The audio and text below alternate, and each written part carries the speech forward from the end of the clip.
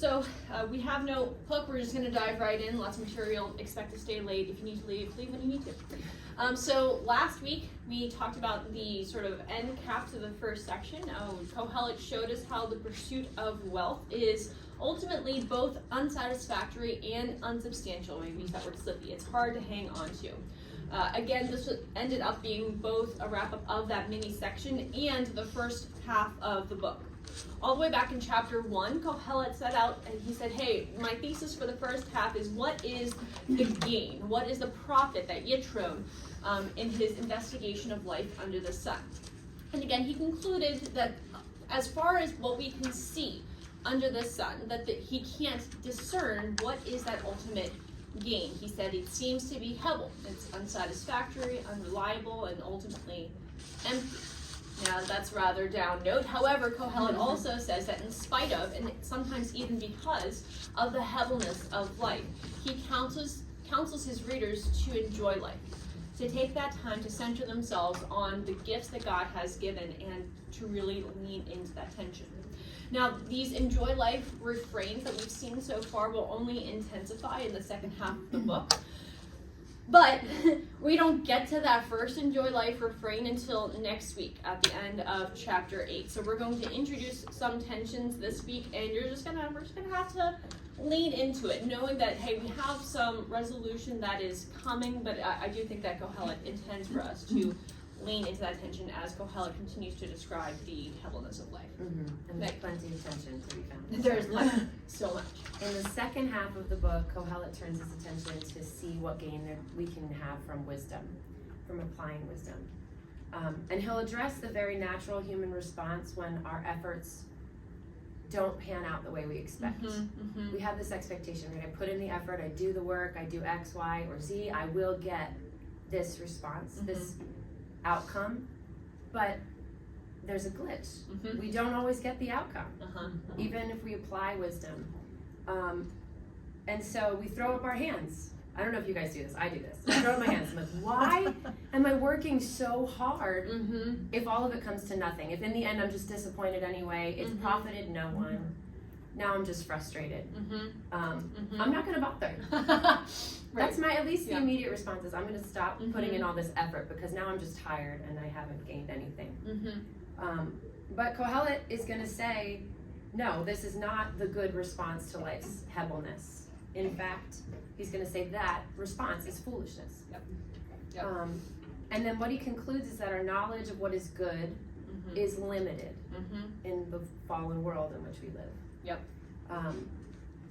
I thought of Ecclesiastes Chapter 3. We were reading this verse a few times over winter weekend, and Paul prays that we might know the love of God which surpasses knowledge. And I just kept coming back to that little section. We might know something that is not knowable. That's where we find ourselves sort of in this world. And Megan, I appreciated how you said that knowledge itself is limited, that our ability to discern is limited. That's going to really be a theme, and today's honestly going to be a little bit heavy.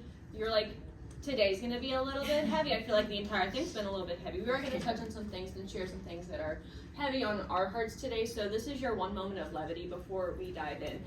So courage is knowing that it might hurt and doing it anyway. Stupidity is the same. And that's why life is hard. And that's funny, but it sort of captures part of what Kohelet is driving at here. So we're going to dive into chapter 6, starting in verse 10 if you want to follow along. Whatever has come to be has already been named, and it is known what man is, and that he is not able to dispute with one stronger than he. The more words, the more Hebel, and what is the gain to man? For who knows what is good for man while he lives the few days of his Hebel life, which he passes like a shadow? For who can tell man what will be after him under the sun? This is another one of those sections of scripture which whenever I look to study, I'm like, what on God's green earth is going on? And it's just like a lot of words, and you're like, what? So we need to break this down a little bit here. The phrase whatever has come to be basically means so what exists. So whatever has come to be, we're looking at what's out there in existence. And then we have this other phrase, what has already been named. Megan. So according to Constable, what has been named, this refers to the practice of expressing the nature of something by giving it an appropriate name. In the ancient world, people recognized that the person who named someone or something was sovereign over it. God has sovereignly decreed the nature and essence of everything that exists. Thank you. Whenever we were going through, I tried to read that quote and I couldn't. I was like, Megan, can you read the quote twice? So in practice and she was like, thank you. Thus the one who is stronger than he, if you're thinking about, there's a whole bunch of ways that you could go, different directions you could go with interpretation. We tend to think that the one who is stronger than the individual is God. So God is the one who is stronger. He is the one who has the ultimate power of naming and defining essence. And so Kohelet is highlighting at the top of this section what we've already explored in part, that God is the wise person, entity, who is in control and in charge of everything. And so what Kohelet is going to start to explore is that it's countless and it's counterproductive to try to run against God's wisdom and his plans. But now we come to verses 11 and 12. And I'm throwing up a different way to sort of run through verse 11. For there are many words which increase Hebel. What is our gain? Traditionally, how do we get more wisdom? Or how do we know what's good? There we go. How do we know what was good? We pursue wisdom. And how do we get wisdom? Audience participation. How do we get wisdom? Ask God. Ask God. Talk to wise people. Talk to wise people. How do we know what God says? Yeah, his word. And so we pursue wise sayings through his word. And but Kohelet is going to say here, hey, sometimes there are things that are said that you may think, hey, this is supposed to be wise, but that's not always the case. Maybe people say things that are, sound good, that sound wise, and that hopefully you would think would profit you, but that's not always the case. And even really wise wisdom, things that is actually really good, doesn't always profit the hearer. And I could give a whole lot of examples from my own life, but I'm actually going to hold on until we hit some of the things that Kohelet lays out for us in the passage. Okay, so as we're reading this, we see that, in verse 12, for who knows what is good for man. Kohelet's calling into question even our ability to discern what is good. And he's going to do that by examining and questioning wisdom itself. I've been listening to this podcast, this commentary on Ecclesiastes, and they keep referring to how Ecclesiastes comments on the glitch in the system. Like we read other wisdom books and they give us sort of prescribed steps and expected outcomes, but there's a glitch. It doesn't always work out that way. Wise choices should lead to good outcomes, but we see also that he's not rejecting wisdom altogether. Right. He's offering a realistic look at the benefits of wisdom. Wisdom is good, but it won't always accomplish for you what you want. Right. So don't be disappointed. Don't be disappointed. And that's so easy to say, but we're gonna see in this section that Kohelet's really grappling with this tug in our soul that really you really think that it should work out the way that we expect. Yeah. As we look into verse 12, a couple of things here. So at the very end, in which he passes like a shadow, and we're reminded of it's sort of tied to that word Hebel. So a shadow doesn't have any impact. It's there, and then it passes with the passing of the sun. It's very transient, and so these words are used in tandem to sort of impact the briefness of the insubstantiality of life. And then at the beginning of that verse, who knows what is good for man, which he lives the few days of his life, which he passes like a shadow. For who can tell man will be after him under the sun? So we're not talking about whenever he's gone, but just what's happening to him in the days that are to come. And so he's really talking about destiny. What is going to happen to us in the future? And so in order to know what is good, what is the best outcome, oftentimes we need to know what our destiny is. And humans don't know this. Let's develop this just a little bit. So I cannot tell you the number of times in my own life where I have said something along the lines of, hey, if I just knew what would happen if I fill in the blank, dated this guy, took this job, took this opportunity, like if I could understand, then I'd be able to see, oh, well, that's going to be good. I'm going to pursue that path. But, well, You don't know. It's a struggle. So I thought of it as like a really practical Mhm. example of this was on Thursday it was snowing and we had gone to Bear Creek with the co-op ski day and the kids were skiing and I was driving home. And as I'm driving, it's snowing and it's 20 degrees. And the road is a little bit wet, but I have a truck and I put it in snow mode and it's fine. I can drive in any kind of weather, right? In a truck with snow mode. Yes. So I'm driving, following my GPS, and I get to an intersection where I know if I make a left and just head that way, it'll take me back to a pretty busy road, to a more traveled road. And for a minute, my gut tells me, go that way. But the GPS says it's 2 minutes faster to go the other way. So I followed my GPS. Well, it's taking me now on these really windy roads next to a guardrail and a creek, and I come around a turn no more than 30 miles an hour, but the turn was a little harder than 30 miles an hour, and the back end of our truck starts sliding out and we start fishtailing. And luckily, there was nobody coming in the other lane, and I had a moment to sort of correct the car, and we didn't get in an accident. But I thought to myself, if I had known that this was going to happen, I for sure would have gone left. Right. I would not have, braved the roads. And then, of course, my response was, thank you, Lord, that, we're safe. All three of my kids in the car were safe, but it could have very easily gone a different direction. Right. And I didn't know. Yep. Anyway. Yeah. And so often our choices in life are not necessarily right or wrong. It's just oftentimes it's good versus better, and we don't know which is which. And so with that sort of baseline understanding, we're going to dive into chapter 7, which has a whole bunch of these better than statements. We're going to see that word a lot. What is better? This is better. And we should make a note also that what he's referring to, we think, is primarily predictive wisdom, like we're talking about, anticipating what's going to happen. Right. Like in the book of Proverbs, we see principles, but not promises. Right. Although when you read them, some of them, like Proverbs 12:3, which says, no one is established by wickedness, but the root of the righteous will never be moved. They sound a lot like promises. That sounds like a promise. Yeah. So this is, and again, so this is the tension that we're entering into with Kohelet here. So let's dive into chapter 7, verse 1. A good name is better than precious ointment, in the day of death than the day of birth. It is better to go to the house of mourning than to go to the house of feasting. For this is the end of all mankind, and the living will lay it to heart. Sorrow is better than laughter, for by sadness of face the heart is made glad. The heart of the wise is in the heart of mourning, but the heart of the fools is in the house of mirth. So verse 1 is initially a little weird, but the Hebrew is actually really, really chiastic and poetic in nature. Do I speak Hebrew? No.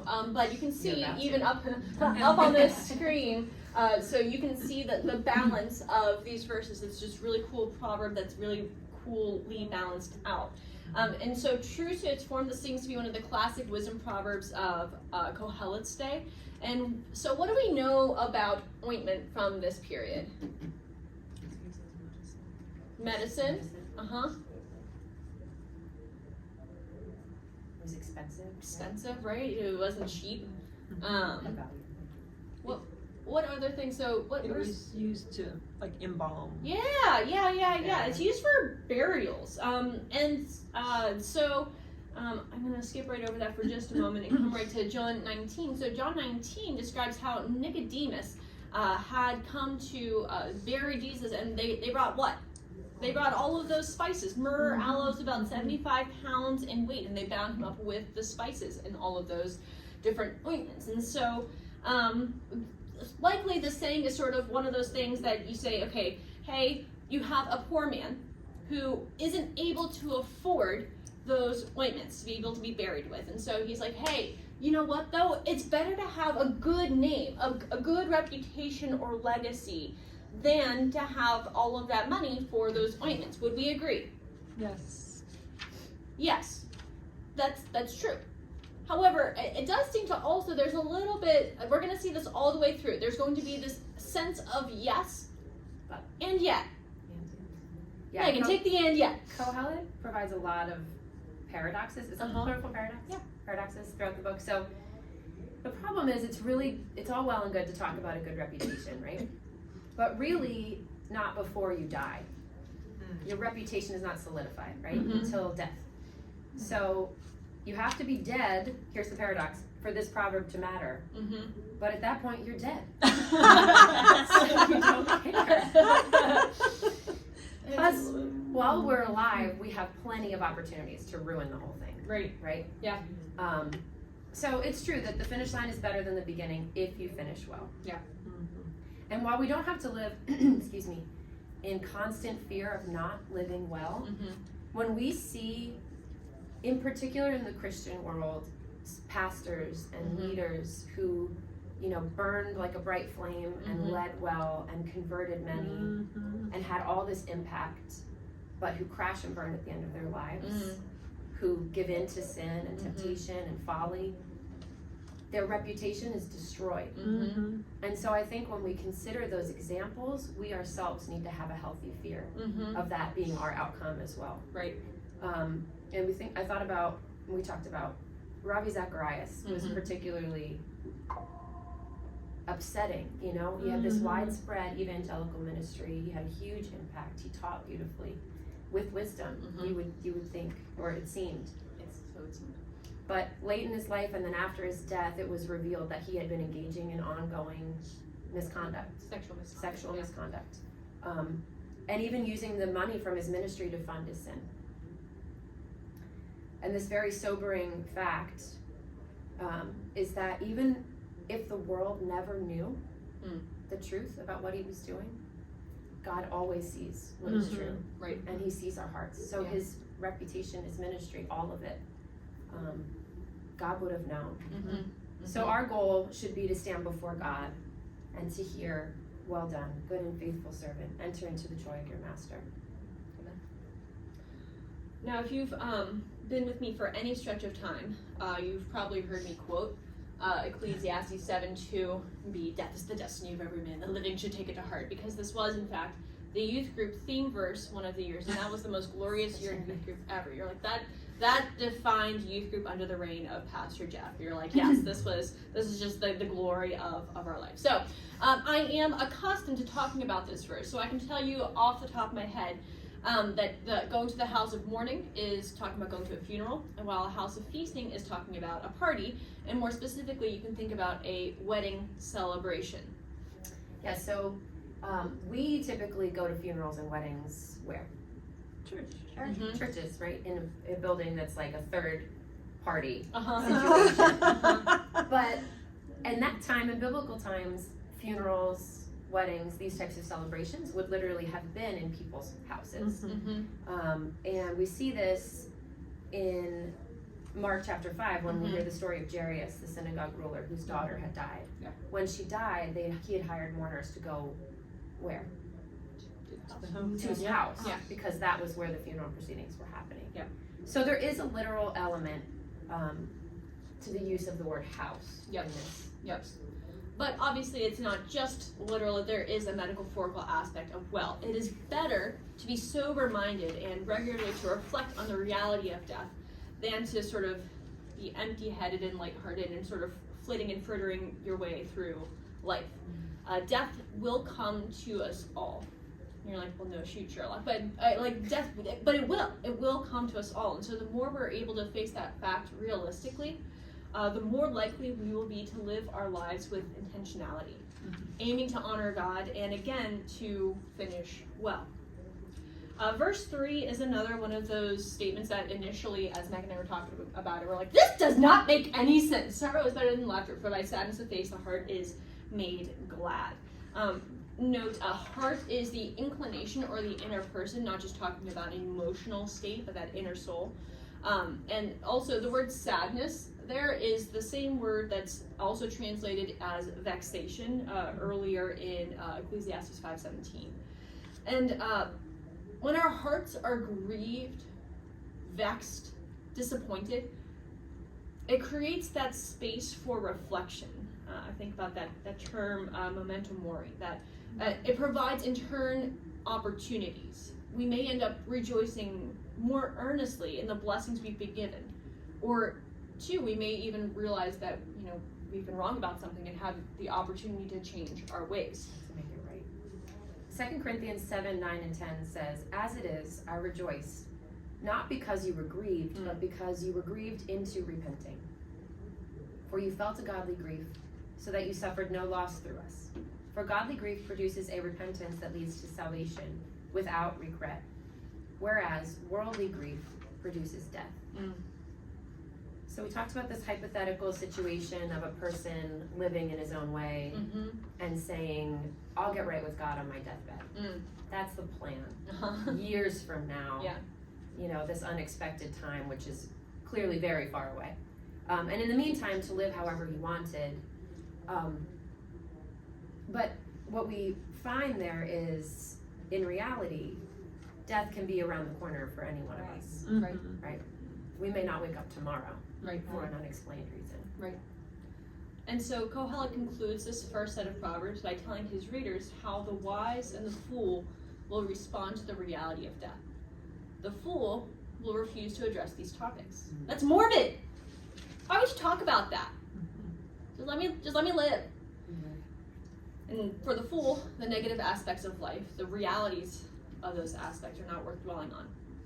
On the other hand, though it may not be comfortable or pleasant to talk through, the wise will take time to meditate on death and sorrow, understanding that, again, paradoxically, doing so will result in a better life today.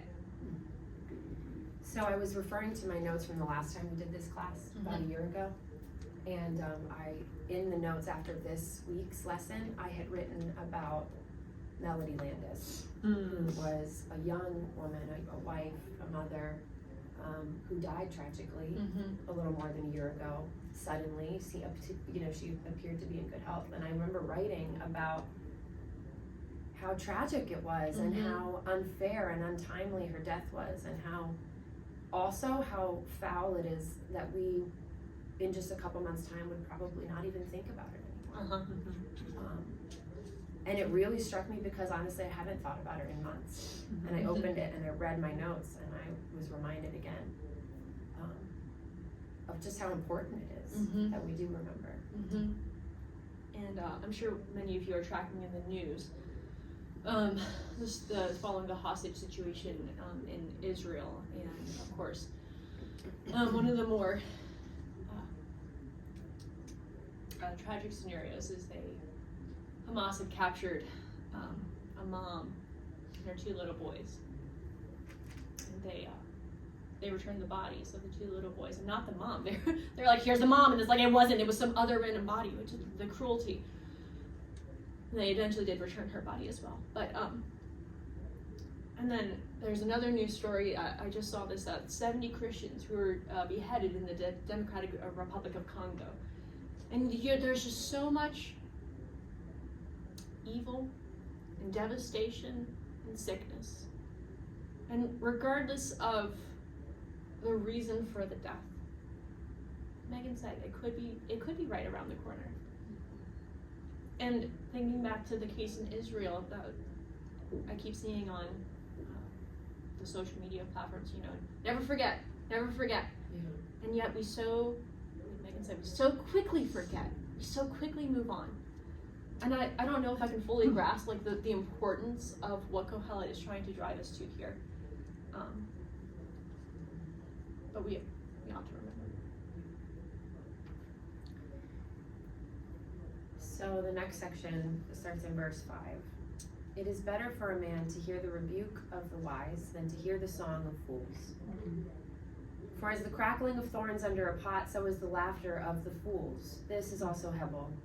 Surely oppression drives the wise into madness, and a bribe corrupts the heart." So even though now the emphasis is no longer directly on death, it sort of stays as our backdrop for the rest of the passage. Rebukes, I think we all understand. Anybody in here been rebuked before? Don't ask me for that. Very recently. Rebuked. You do something wrong, or you react badly to something wrong that's happened to you. And we'll read a little bit later that anger gets lodged in the heart of fools. And I think that often this is a response that requires rebuke. And recently for me, I required rebuke from a good friend with wisdom in her heart, who said to me, I reacted poorly to something and I was sort of having a little grown-up fit about it. And she was like, "This is not about you. Get over yourself. Those were her words. And I was like, okay. Thank you for that. It's what I needed to hear, because Yes. the rebuke Yes. doesn't feel good necessarily in the moment. Yes. It stings, Mm-hmm. but it points us toward wisdom. Mm-hmm. To hear the rebuke is better than indulging in the song of fools. Yep. But we had to pause and ask the question, what exactly does that mean? What is the song of fools? Yep. And we concluded it's probably not a literal song, because there's even this play on words that's happening Yeah, because in if the you passage. transliterate it, and so just look at, like, you hear the Hebrew, the word for song is almost the exact same as the word that's translated for thorns and pot, and those two words are the same, and you're like, how are those two words so similar? What? But even in English, we have words like bat, which is both, you know, a baseball bat, and it's that little critter that flies around, and then at nighttime it gives you little mini heart attacks, and so we have, again, so thorns equals pot, pot equals thorns. Yeah, but when we think about thorns, we're not thinking about like a rose bush that's alive and has No. thorns on it. You're thinking more about like dried up bits of brush and thorn Mm-hmm. that can be used to light a fire. So you're thinking of something like kindling. Right. And what we know about kindling is that you put a flame to it, what happens? Burns fast. It burns fast, it's bright, right? It like lights up, it's really bright, but then what? Goes as fast again now. Just as fast. It's gone. It's out. It's gone. But it does burn brightly while it burns. Mm-hmm. And the word crackle, if we turn to that, that actually means voice or sound, and sometimes can be used for thundering. Yep. That's interesting. Yeah. And like Megan highlighted, so if you have all of that kindling, right, and we experienced this a number of times in youth group with inexperienced youth group kids who are trying to do fires, right? If you go and you gather all of this kindling, and then the leader who's in charge just sort of wanders away for a moment before they've given them the rest of the instructions, inevitably the overambitious youth grouper will find a lighter and will be like, "Phew!" and light the kindling, and then it all goes up before you have a chance to like build the rest of the fire, and then you have this big crackle, and then it's gone, right? And it hasn't accomplished anything. It hasn't actually done the purpose of kindling, which is to get the rest of the fire going. It was just pretty, and then it went up in smoke. And so that's sort of the image of what's going on here. The song is paralleling laughter. It's all the carefree mirth, the enjoyment of the fool who can't stand to receive that rebuke is like the crackling of the fire. It's all going up in smoke. It's not going to accomplish anything as the laughter of the fool. Yeah. And so it stuck out to me in this passage, and I feel like Kohelet, the way that he writes is a little bit argumentative, and so it kind of invites like questioning. To be like, well, hang on, Kohelet. Definitely. Like, I hear what you're saying, but, and this is one spot where I kind of am like, hang on, Kohelet, because laughter, so is the laughter of fools. He comes at laughter a lot, and as foolishness, because even though it doesn't last, I think laughter is valuable, and it lifts your spirit. And I, for one, I'm a big fan of laughter, and I am unwilling to give it up, even if Kohelet tells me to. Well, and I don't think that Kohelet is directly telling us, you know, don't laugh, don't enjoy life, because of course we have all these enjoy life refrains where he directly counsels us, hey, take joy in those gifts that you've been given. Laughter, I don't think that Kohelet is saying laughter is a bad thing. But and as Megan and I were talking through this passage, I was reflecting even on our small group on Tuesday. We were talking about what kinds of people we want to be and what we want to be known for, and I said that one of the things I tend to struggle with is I want to make people laugh, and so I want to be that person, like I can whip a joke out of my back pocket and sort of say something comical so you can sort of get a chuckle. But if that's all I'm doing, and if I'm just going around, and because I mean, let's be real, whenever I make somebody laugh, it feels great, all right? I'm like, yes, I made them laugh, but I would rather be known as a person who is, and the word that keeps coming back to me is lovely, like Philippians 4:8, whatever is lovely. Am I the type of person who people encounter and they're just like, that was, like the love and the beauty of Christ is shining through her. And I can't do that if I am just occupied with the carefree jokingness of life. And so that's what I think that Kohelet is sort of trying to emphasize here. Okay, fine. Oh, I no. hear your rebuke. No. Accept It's just a free direction. So verse 7 here sometimes is grouped with the next set of verses, but there is a transition word here that is translated surely here, and I think it's better translated because or for to show the connection more clearly. Even the wisest person can be drawn astray because of a bribe. And a bribe doesn't have to be just money, right? It can be, you can be because you can see a positive outcome for somebody else, or somehow something might benefit you. You get position, you get accolades, and so wisdom itself can become corrupted. So, paradoxically and in a frustrating manner, Hegel points in both directions. It points toward folly and toward wisdom. Yep, which is foul. It's foul. Into the next set. Verse 8, better is the end of a thing than its beginning, and the patient in spirit is better than the proud in spirit. Be not quick in your spirit to become angry, for anger lodges in the heart of fools. Say not, why were the former days better than these? For it is not from wisdom that you ask this.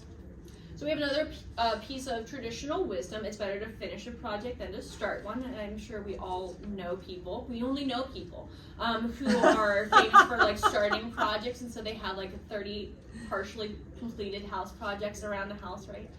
And so we know, okay, it's better to finish than to start. Now, the second half of the couplet is that it is better to finish, to be long of patience than to be high in pride. Always trips me up a little bit, because if you think about patience, what's the opposite of patience? If you just think about it, not in the context of this verse. So you can either be patient or impatient, right? Like hasty, not pride. And so I was like, what's going on here? And so the verse is literally, it's better to be long of spirit rather than to be high of spirit. But if you think about it, when do we become impatient? Why do we become impatient? Often, it's because we feel like we deserve something, and we deserve it when? Now. Yesterday, right? Yeah, we need it now. And that attitude is pride.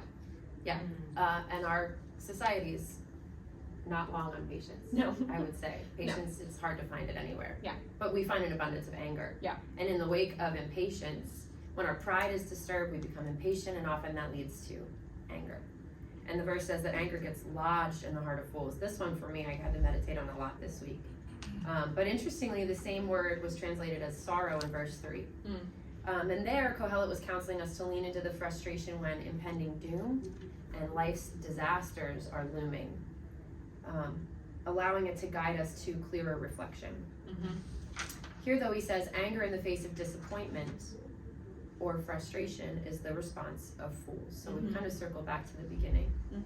And Kohelet reveals the paradoxical nature of wisdom. It takes wisdom to know how to navigate these things well. Right.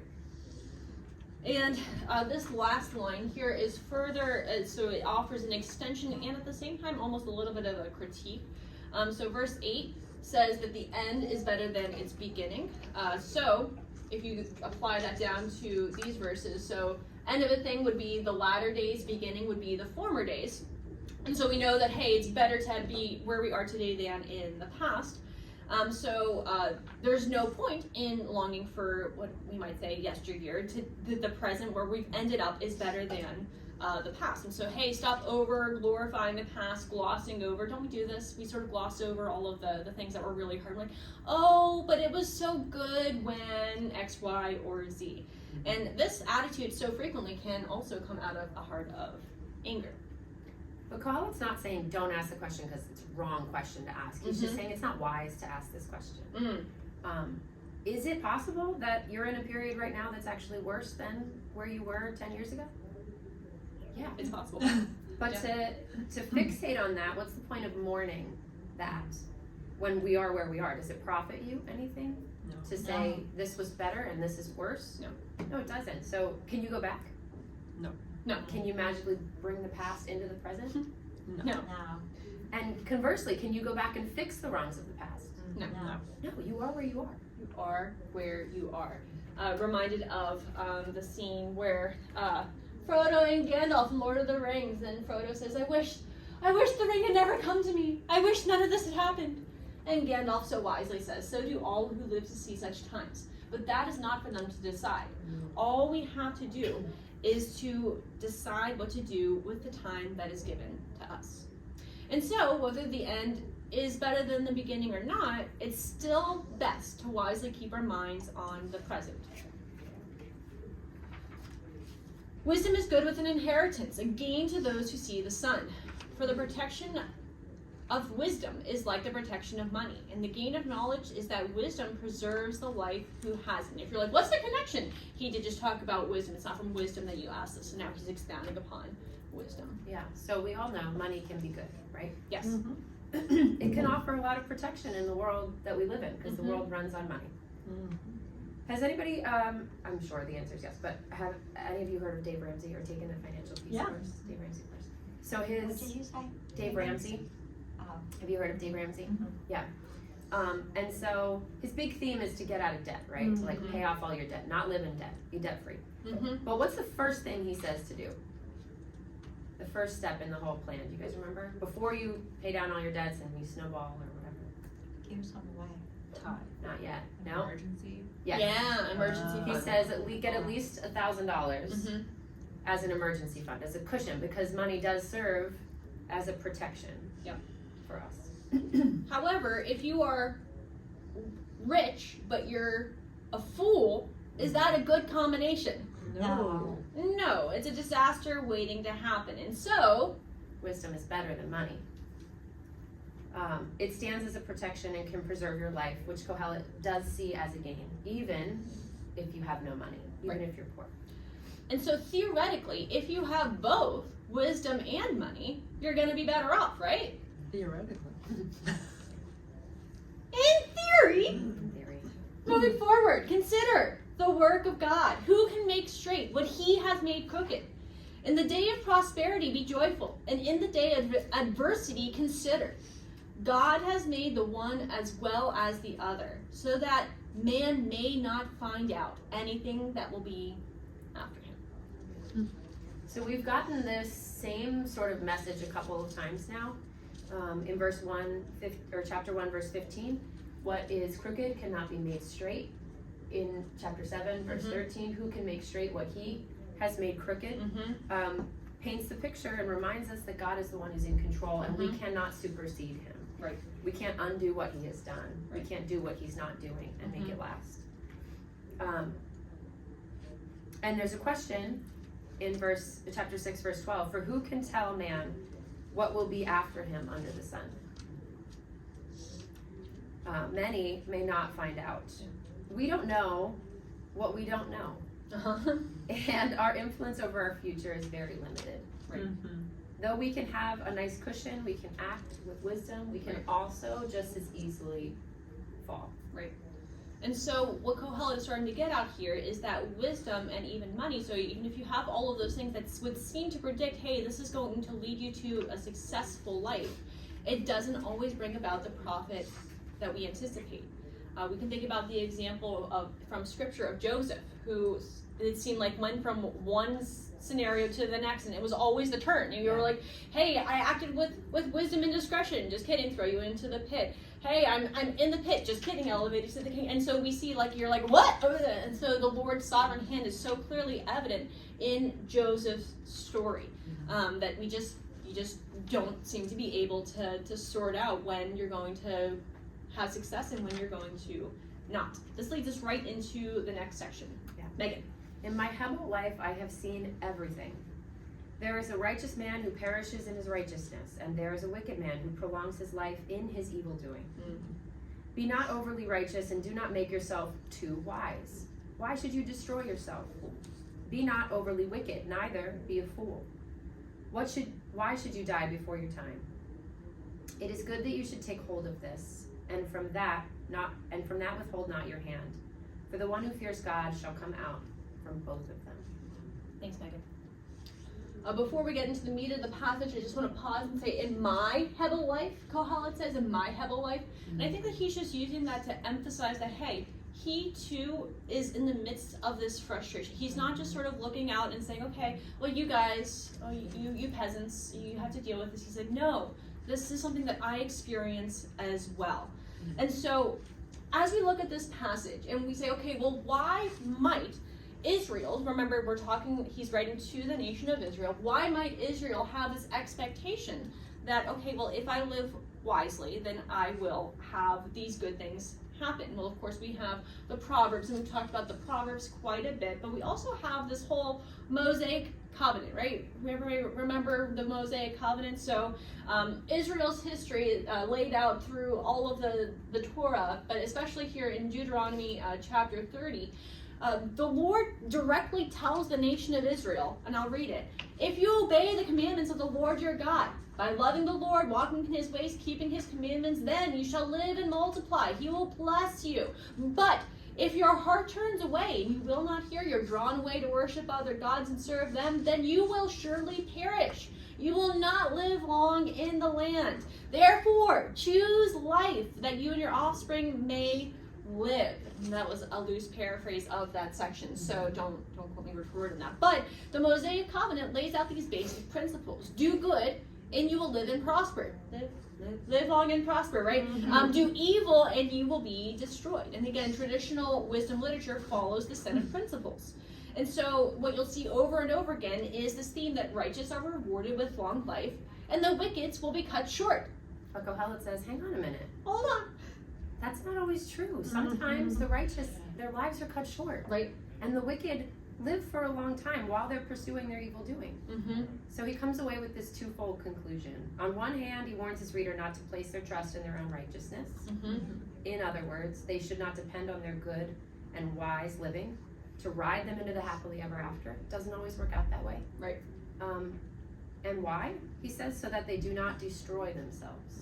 And that word destroy here can also be translated confound.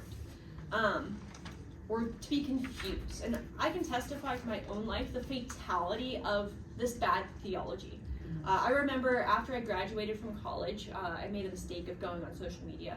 And I'm scrolling and I'm looking at all of my friends who have married, some of them started having kids, they've found jobs in the fields that they got degrees in, and I'm over there and I'm single, and I'm finding a job in the medical insurance field, and I'm like, hang on a second. You hesitate to pump yourself up too much, but I was looking at the King James a little bit, and I was like, Lord, hast thou forgotten thy servant? I recognize that I'm not perfect. I recognize I'm not perfect, but I've done my best to serve you and honor you. I haven't had any major rebellions in my life, and I really feel like, Lord, I'm kind of getting a little bit of a raw deal here. What's going on? And it took me some time to recover from this stumbling, because I was stumbling. Yeah. I was literally confounded. And Kohelet says, don't do this. Don't do this. Yeah. On the other hand, he also warns us against excessive wickedness. I just think this is so funny where he says, be not overly wicked. Don't be overly wicked. You're like, how much wickedness is the right amount of wickedness? Right? But he's not saying just be a little bit wicked. We don't think. Rather, he's warning the reader, don't be wicked and don't be a fool. Because it might lead you to die before your time. Right. So we come to verse 18 where he proclaims what is good. And we ask, is Kohelet counseling wickedness? No. Instead, what he is saying here is, hey, these two principles that, hey, if you lean into wickedness, your life could be cut short. But on the other hand, if you make righteousness an idol and you say, if I'm just good enough, if I can be wise enough, then I'm gonna hit the success jackpot. He's like, that's also an error. Understand both of these principles. Yes, Megan, you had an interesting additional comment. Yeah. So I was thinking, maybe he's saying, and I think in churches we're prone more toward the first. We become overly righteous in our own eyes, self-righteous. But maybe he's saying the overly righteous person walking outside the lines of prescribed wisdom looks like wickedness. But sometimes bending the rules and taking a different path isn't sinful. It's just a different path than the one that everyone else is taking. So essentially, don't rely on your righteousness, but don't give up and stop seeking what is good. Yeah. And I love where he says, the one who fears God shall come out from both of them. Right. Like that either one could be a snare. And so we can't know who will live long and prosper and who will die early. And so the only thing that we can do is to fear God and trust that he is in control and has a plan. So with that, we are moving on to the next section. Wisdom gives strength to the wise man, more than 10 rulers who are in the city. Surely there is not a righteous man on earth who does good and never sins. Do not take to heart all the things that people say, lest you hear your servant cursing you. Your heart knows that many times you yourself have cursed others. Though these verses seem to be radically not connected at all, I do think that these are the wrap-up of this subsection. So despite Kohelet's admissions that wisdom and righteousness do not always have the results we hope for, he maintains that wisdom still has a benefit. He's not saying, okay, we'll just smash it into the dirt. He's like, no, wisdom is still good. More than 10 rulers is a hyperbole, so he's saying, hey, it does provide that strength and ability to navigate life. However, Yeah, so chapter 7, verse 20, where he says, surely there is not a righteous man on earth. This should ring familiar and remind us of Romans 3:10. As it is written, none is righteous. No, not one. And then he gives us an example of this in verses 21 to 22. Sometimes people say what they shouldn't. And you and I are included in that. no. We do and say things we ought not do and say. And James 3:10 confirms this, that out of the same mouth we bless and we curse, even when we're trying to be righteous. And so this quote is, I think, powerful. Wisdom brings power, yet the fact is that none is fully righteous. And wisdom and righteousness are intertwined. Therefore, the power that wisdom brings among frail human beings has limitations. Wisdom and righteousness are good, but they are impossible to fully acquire, like perfection. Yep. And so now we come to the final couple of verses here. All this I have tested by wisdom. I said I will be wise, but it was far from me. That which has been is far off and deep, very deep. Who can find it out? And Kohelet's conclusions here, I think, both look back and they sort of look forward to what we're going to examine next week. So these function as hinge verses. And in opposition to the way we write in the Western world, in Eastern fashion, he's not just saying wisdom's unattainable, he's painting a picture of someone who's reaching for what's too deep or grasping for what's too far. Yeah, and it's too far off. And so as we think about where we've been, so we have, we have the introduction, so we did that last week, and we introduced this new, no we didn't, that's what we did today, part 2 introduction on human limitation, and his sort of launching question in 6:12 is, who knows what is tov, what is good for man? And the first mini section here is that only God knows what is good, and so our ability to know and understand is limited, and therefore the outcomes for righteousness and wickedness are probable but not guaranteed. I'm so sorry, I just stopped over all of That's okay. Wisdom is hard to figure out. We've concluded it's like vapor. You can't just hold it. Yep. It's slippery. And so we're midway through the section. Don't get discouraged. We will finish it next week. And I do want us to lean into this tension that Kohelet is describing. As followers of Christ, we have that additional revelation, right? So we can see that additional meaning, even in the things that we say are hard, that seem to be contrary to our expectations. But there's still mystery about the Word of God. We don't perfectly understand what He's doing. There's still questions about justice, wickedness, and what we ought to do in our daily lives. But if we do fear God, we will come out from under it. So you know what the hike your own hike is, just do the next section. So we're going to end our time. Thank you so much. If you need to, you can leave the book. Go to straight to prayer.